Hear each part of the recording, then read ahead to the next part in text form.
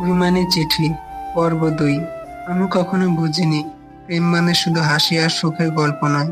প্রেম মানে অনেক সময় ছোট ছোট ভুল বোঝাবুঝি, অবহেলা আর অবাক করার মতো গভীর এক নীরব অভিমান। মায়ের অভিনয়টা ছিল এমনই এক গভীর নদীর মতো, যেখানে ঢেউ তো উঠতো কিন্তু কেউ দেখতে পেত না এই কারণে সে রাগ করেছে। ওর সঙ্গে কথা বলতে গেলে বাড়ির চাঁদের মতো মুখটা ছিল, কিন্তু চোখে কখনো কখনো ঝরে যেত নিঃসতিক্ততা। আমাদের গল্পটা তখন বেশ জমে উঠেছিল, যখন সবকিছু ঠিক ছিল না ঠিকঠাক, তবুও আমরা একসঙ্গে ছিলাম। তবুও ও যখন ফোন ধরতো না, আমি বুঝতাম না ওর অবস্থা। আমি ভাবতাম হয়তো ও ব্যস্ত, কিন্তু আসল কথা ছিল ওর মন ভেঙে পড়েছিল।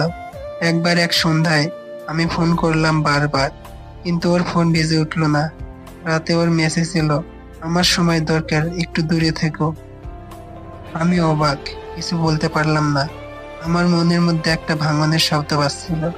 দিনের পর দিন ওর উত্তরগুলো এক বাক্যে এক শব্দে সীমাবদ্ধ হয়ে পড়লো। আর তখন থেকে শুরু হলো অভিমান জমার প্রক্রিয়া। একটু একটু করে, যেমন বৃষ্টির ফোঁটা জমে নদী হয়ে যায়।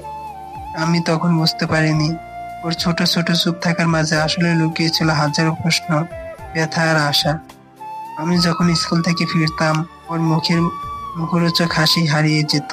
সে শুধু আমাকে জড়িয়ে ধরতো, কিন্তু চোখে ছিল কোনোদিন বুঝে না পারার বেদনা। আমরা দুজনেই কথা বলতাম, কিন্তু আমার কথা ছিল কি করব আর কি বলবো এইসব নিয়ে। ওর কথা ছিল আমি অসুস্থ আর তুই কি ভাবিস নিয়ে। একদিন ওর কাছ থেকে একটা চিঠি পেলাম, ছোট্ট একটা পেপারের টুকরো, যেখানে লেখা ছিল, আমার অবহেলা করো না, আমার কথা শোনো, আমার চোখের কান্না দেখো। আমি দুঃখ পেলাম, কেন বুঝিনি। কিন্তু তার থেকে বেশি কষ্ট হলো যখন ওর চিঠির শেষ লেখা দেখলাম, আমি হারিয়ে যাচ্ছি, তুমি আমাকে বাঁচাবে। ওর অভিমান তখন আমার ভালোবাসার মধ্যে একটা বিষধারা হয়ে পরিণত হলো। আমি চেষ্টা করলাম ওর মন বোঝার, কিন্তু আমরা দুজনেই তখন এক একটা কোণে এক একভাবে কষ্ট পাই। এভাবেই জমতে থাকলো অভিমান, অথচ আমরা তো একসাথে থাকার কথা ছিল। আজও আমি যখন সেই চিঠিগুলো পড়ি, আমি বুঝি ওর অবহেলার ভেতরে ছিল ওর ভালোবাসা, আর আমার ভুল বোঝার ভেতরে ছিল তার অপেক্ষা।